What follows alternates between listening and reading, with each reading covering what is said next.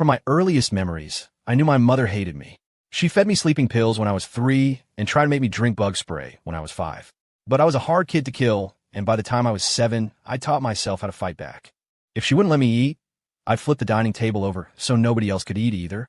If she came at me with a stick and beat me until I was rolling on the floor, I'd turn around and beat her precious little son until his nose was bloody and his face was swollen.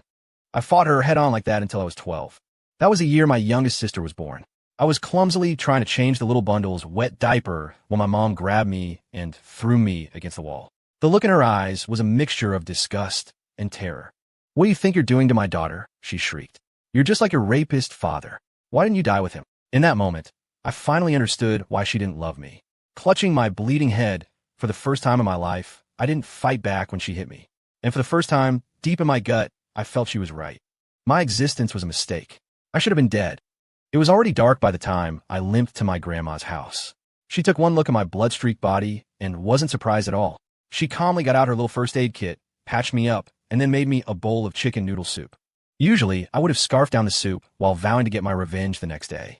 But this time, I just stared into the clear broth and asked my grandma softly, "Grandma, I'm not really Dad's kid, am I?" Grandma didn't say a word, but the sudden look of revulsion in her eyes told me everything. She shot up from her chair, grabbed an old rag, and started scrubbing the tabletop where the first aid kit had been, over and over. And then I knew. The blood that ran through my veins was dirty. I was the son of a rapist. No wonder my mom hated me. A wave of nausea, stronger than anything I'd ever felt, washed over me. I ran outside and braced myself against the small yard's fence, dry heaving. The night wind stung the cuts on my face. Before, whenever my mom beat me, I felt like those wounds were a debt she owed me, a debt I would one day collect. Now, I didn't think I had the courage to even look her in the eye again. I didn't go back inside Grandma's house, and, of course, she didn't come out looking for me. I wandered the streets with a limp, with no idea where to go. Then I saw a family through a restaurant window, gathered happily for a birthday dinner. The woman in the center, who must have been the mother, had a smile so full of joy it made me physically recoil.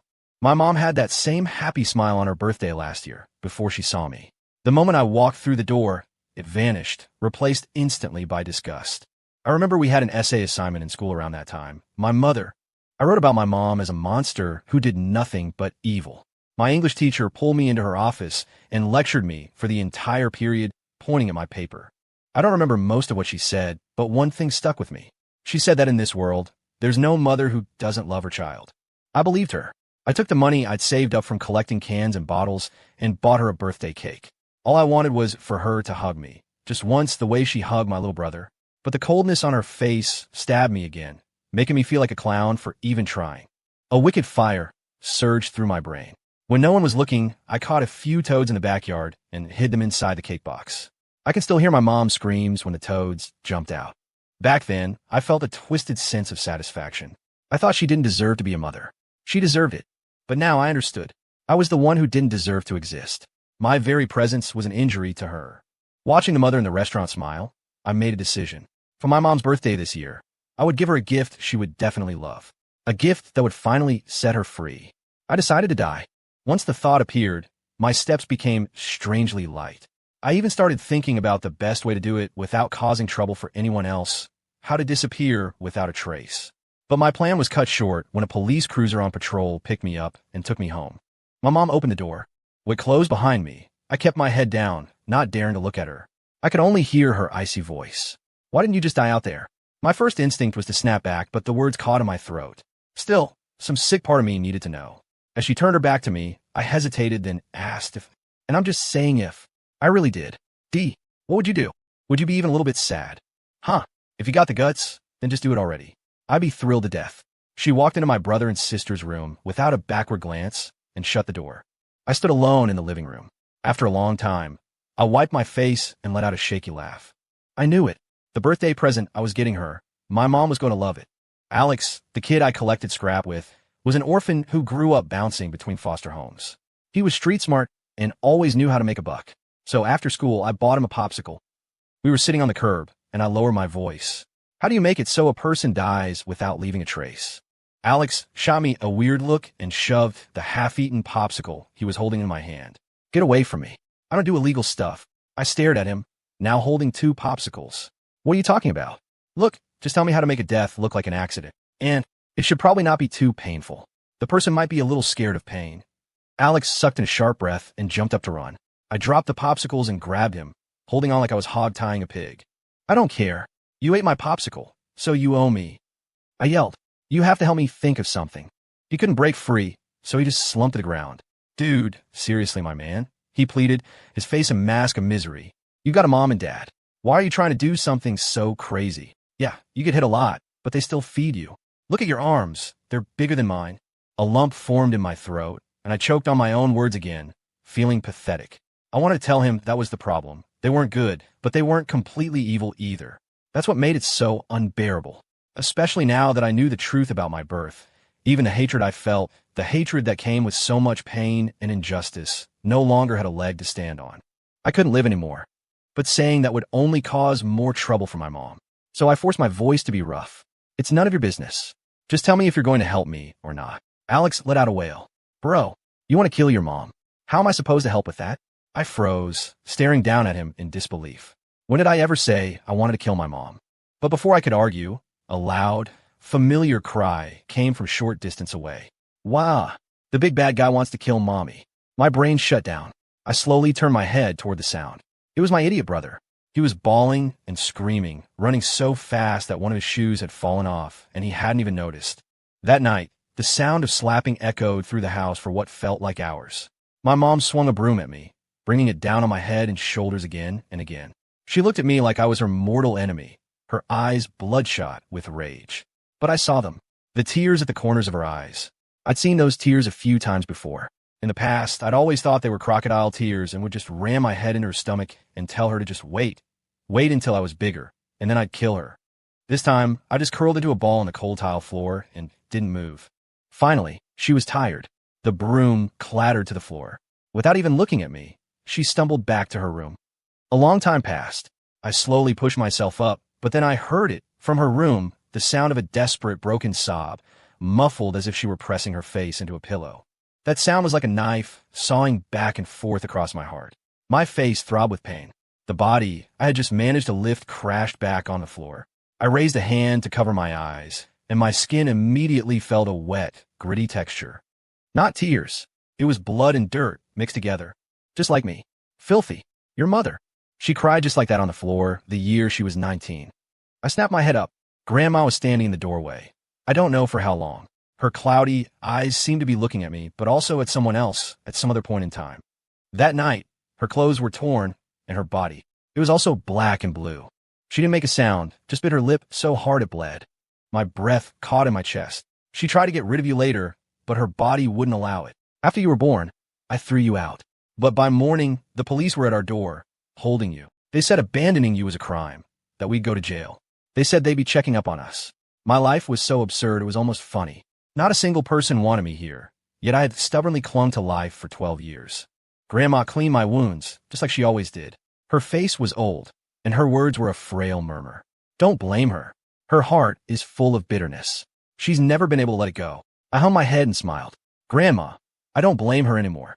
I didn't hate my mom anymore, but my mom still hated me enough to want me dead. When she pressed the pillow over my face, she didn't know I was still awake. I could even feel the pillow trembling from her shaking hands. I didn't struggle. I just closed my eyes and waited. Just as a searing pain filled my lungs, a powerful force pulled my mother off me. Grandma's voice was hoarse and trembling. Are you crazy? Is he worth throwing away the rest of your life? It's not worth it. Once was enough. My mother collapsed into Grandma's arms, letting out a shattered, whimpering sound. Mom, I can't take it anymore. Is he as evil as his father? Grandma held my mother tightly, but her eyes were on me. For a second, I thought she saw my half-open eyes. But she just murmured calmly, go back to sleep. My mother's whimpers faded into the distance. I lay there, gasping for air, then pulled the covers over my face and rolled over. I don't know how much time passed. Just as the sky began to lighten, Grandma came in carrying a large ceramic mug. It was filled with scalding hot chicken soup. Drinking chicken soup first thing in the morning was obviously strange. But Grandma just placed the mug on my nightstand, her voice as calm and weathered as the lines on her face. Drink this. I understood. I wanted to say they were in a real hurry. If they had just waited a few more days, I could have died without anyone knowing. This way, They'd be in so much trouble after I was gone. But I said nothing. I reached for the heavy mug, the side so hot they burned my hands. I tilted my head back and, in great, gulping swallows, poured the entire mug of soup down my throat.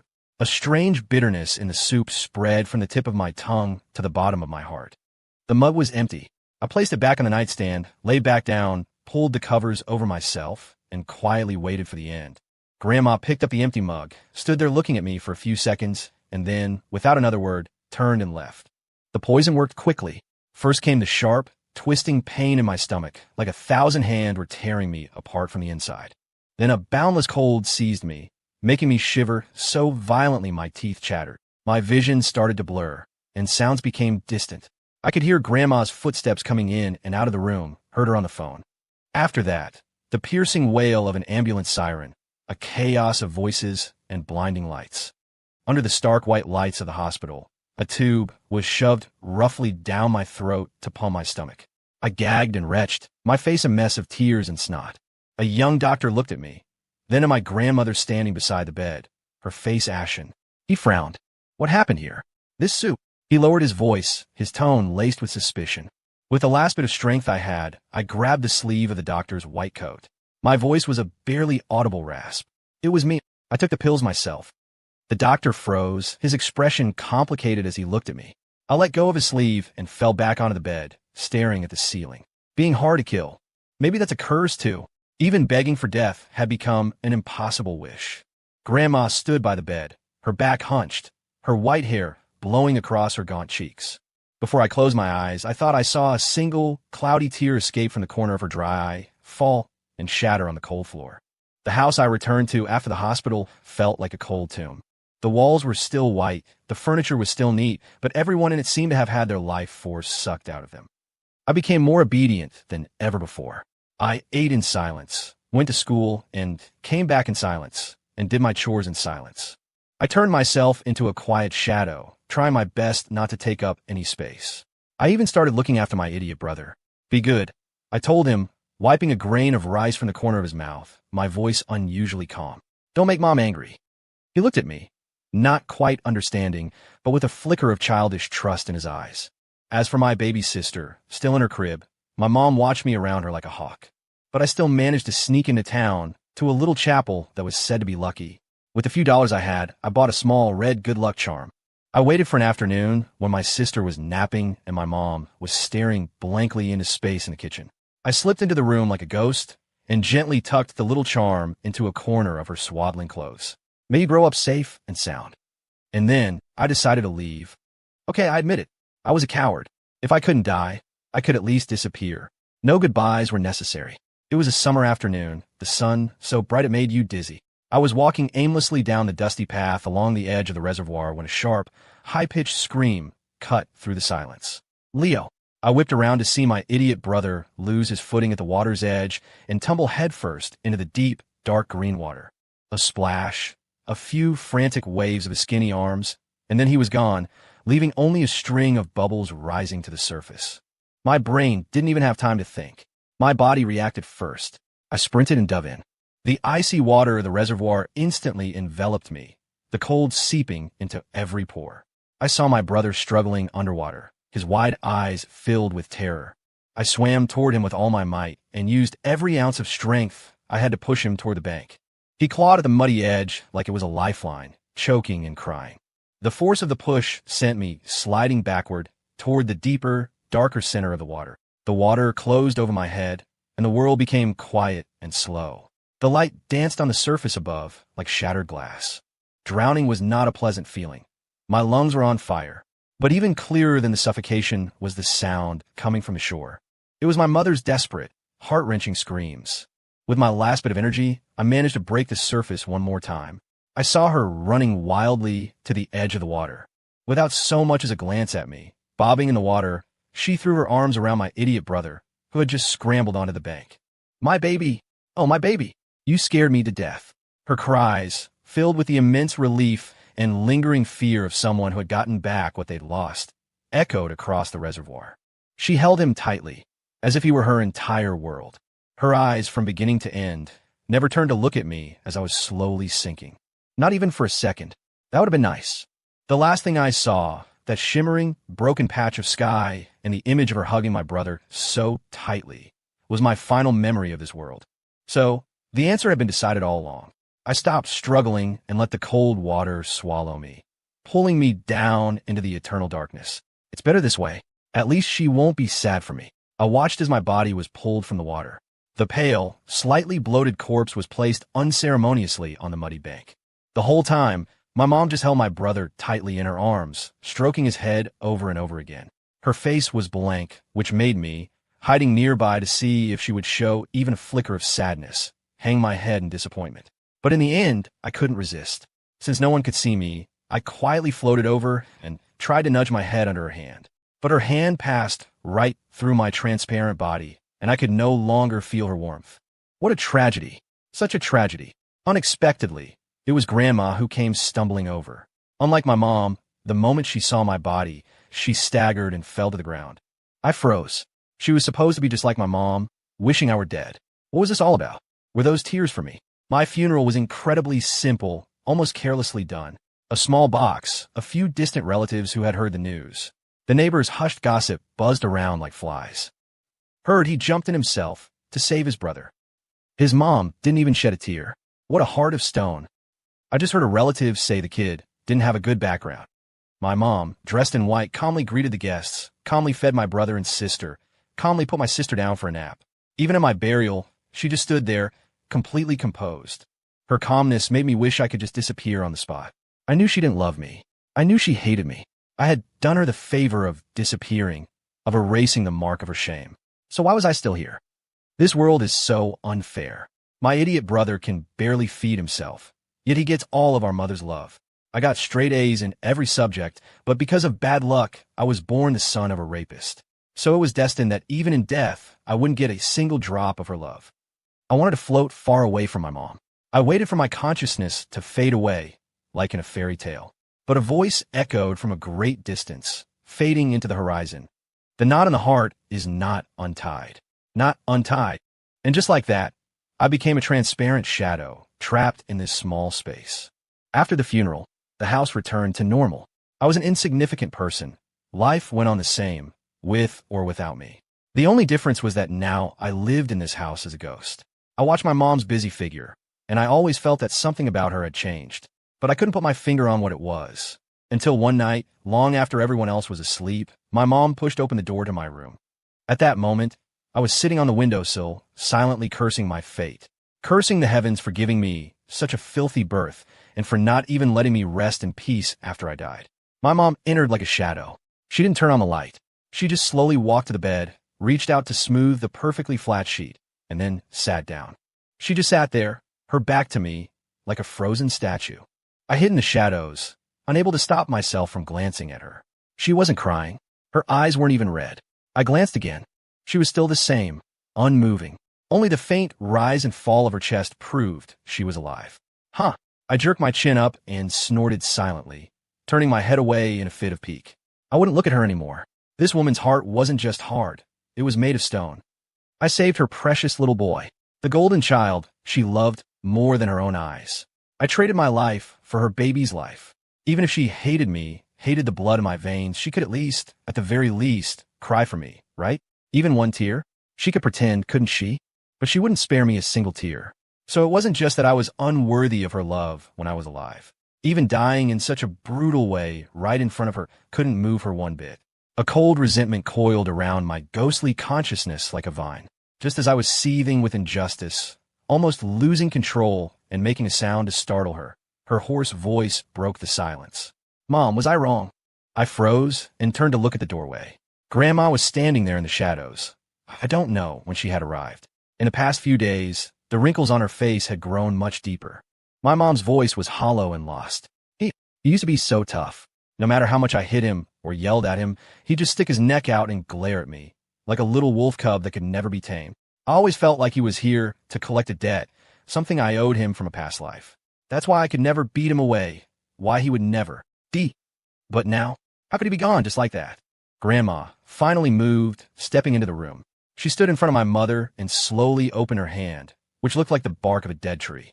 In her palm lay a tiny, red good luck charm. The boy put this in Lily's crib. My mother's body went imperceptibly rigid, her gaze fixed on the little charm. She recognized it.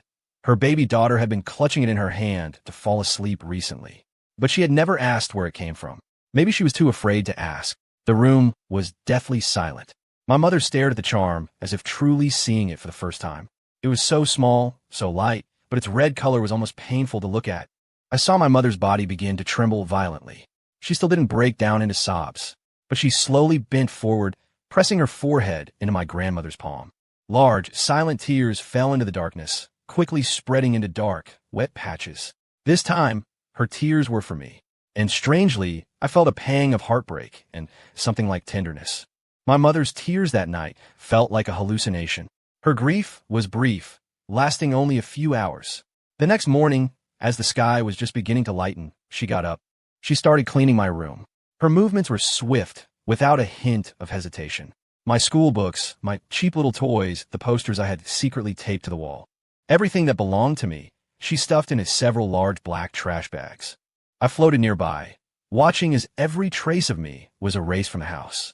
The bookshelf was empty, the desk was cleared, and the closet was bare. Finally, she even took a damp cloth and scrubbed the wooden bed frame I used to sleep on over and over, as if trying to wipe away the very essence of my existence. Then, she picked up the bulging trash bags, walked downstairs without a backward glance, and threw them heavily next to the dumpster. After she had done all this, she stood downstairs, looked up at our home, and let out a long, deep sigh of relief.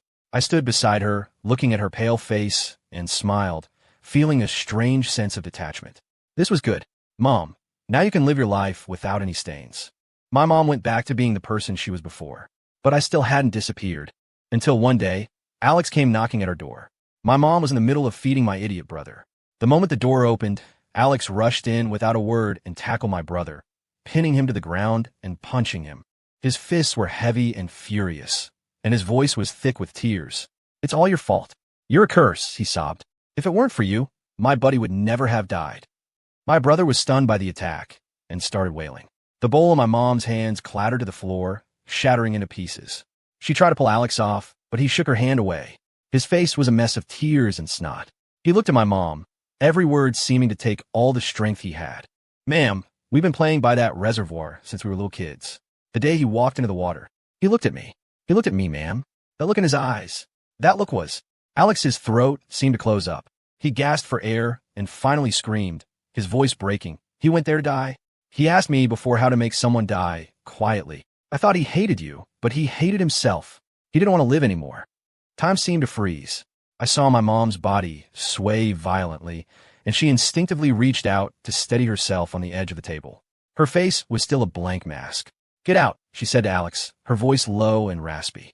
Alex was breathing heavily.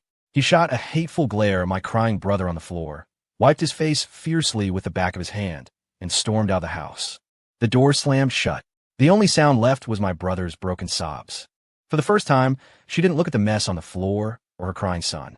Instead, she turned and walked, step by step, toward the bathroom. The door closed softly, and then, from inside, came the sound of a completely suppressed, gut-wrenching cry. I didn't float into the bathroom. I just sat quietly at the dining table, staring blankly at the blue sky outside the window. The weather was beautiful again today, so beautiful it made me want to scatter into dust right then and there. "I hate him, but I hate myself more," my mom cried, her voice raw, as she buried her head in my grandmother's arms. Grandma's thin hand patted my mom's trembling shoulder, her own tears falling into my mom's graying hair. I hadn't noticed before. My mom was only 31, but half her hair had already turned white. Her voice was filled with an unbelievable agony. I was so horrible to him. He should have hated me as much as I hated him. Why didn't he hate me? I wanted to hate her. I really did. But I remember the time I had a fever, and she took me to the clinic. I remember the small birthday cakes I got, on a few rare occasions. Those memories were too light. So light they were almost insignificant next to the daily pain. But they were like seeds hidden in the cracks of a rock. Given the slightest opening, they would stubbornly sprout. Grandma's hand on her shoulder stopped. "Because he's like you. He's more like you." My mom's head snapped up. Grandma used her rough fingers to wipe the tears from my mom's face. Getting your bones broken, your heart bleeding, but still thinking about giving the last bit of warmth you have to someone who might not even care. "It's not that he didn't hate you," Grandma said. "It's that he was too much like you. You're both stubborn, and you're both foolish." Your hate is never absolute, and your cruelty never goes all the way. My mom let out a sudden, strangled laugh. He's more like me? Yes, everyone always said he looked so much like me. His eyebrows, his eyes, his nose, there wasn't a single part that wasn't the same. My mom's voice was as soft as the wind. She lifted her hand and traced the air, as if touching an invisible face. So every time he glared at me, I felt like it was the 19-year-old me, staring at myself in the mirror. I'd call him a bastard, and watch those eyes, which were identical to mine, instantly go dark. And I would feel this vicious satisfaction. I thought I was punishing the weak, cowardly version of myself who didn't dare to fight back. Punishing the part of me that had been tainted. Grandma's tears flowed faster, and she just held her daughter tighter. But who was I really punishing? My mom's voice finally broke completely, dissolving into ragged, inconsolable sobs. When I slapped him, I'd see the same handprint on his face that I once had. Was I hitting him, or was I hitting myself? That was a question that would probably never have an answer. A few days later, on a morning with a light, misty rain, my mom came to my grave alone. It was just a small mound of dirt in the countryside, so simple it was almost an afterthought. She stood there for a long, long time, the rain soaking her hair and clothes, but she didn't seem to notice. Finally, she slowly knelt down. With a trembling hand, she reached out and gently touched the cold headstone. I'm sorry. I hated you even when you were in my belly. Her voice was very quiet, as if she were telling a secret she had kept for a long time. You moved around like a little demon, kicking and kicking until my heart pounded with anxiety. I thought back then this must be a little monster come to collect a debt, come to torment me. Her fingers traced the familiar name on the headstone, over and over. And you were still so mischievous when you grew up, always giving me trouble, getting into fights, causing problems, coming home covered in bruises, and glaring at me with those eyes. Like an untamable little wolf. She choked up, her shoulders trembling slightly. But, she whispered, but when you had a fever, your body was so hot, and you're just this tiny little thing in my arms. That's when I realized you were just a kid. I bought you cake, remember? Even though it was only twice. Once when you were 6, and once when you were 10. That time, when you were 10, you got frosting everywhere, and I yelled at you. Her forehead rested against the gravestone, her voice so low I could barely hear it. If only I had been able to smile at you then. As I began to cry, so did my mom. How could I have pushed my own son to that point? I knelt down and gently leaned my face against her shoulder. I couldn't feel her warmth, and I couldn't wipe away her tears. It's okay, Mom. It was just my bad luck, being born the child of a bad man. Mom, forget all the bad things that happened. Forget about me, a child who should never have existed in the first place. You still have a long, good life ahead of you. The thing I want most is for you to live a life without any shadows. Almost as soon as the thought formed in my mind, I felt the invisible shackles around me click open. The obsession that had bound me to the world of the living began to melt away like snow in the sun. The cold resentment faded, replaced by an unprecedented sense of peace and warmth that enveloped my lightening consciousness. I looked at the woman in the rain, a woman who was finally allowing herself to mourn, for herself and for her dead son, and the last thread of attachment I had to this world dissolved. My consciousness slowly blurred, as if merging with a warm morning light. This time, I was really leaving. Epilogue: I left, but it seems I didn't leave completely. I became a worker down below. After 10 years of working for the Underworld Administration, I had saved up enough points for reincarnation. The caseworker checked his ledger. You lost your life saving someone, which earned you a lot of merit. For this next life, you can choose to be reborn as the child of a billionaire. At his words, all the little ghosts waiting in line behind me gasped in envy. I lifted my chin and snorted.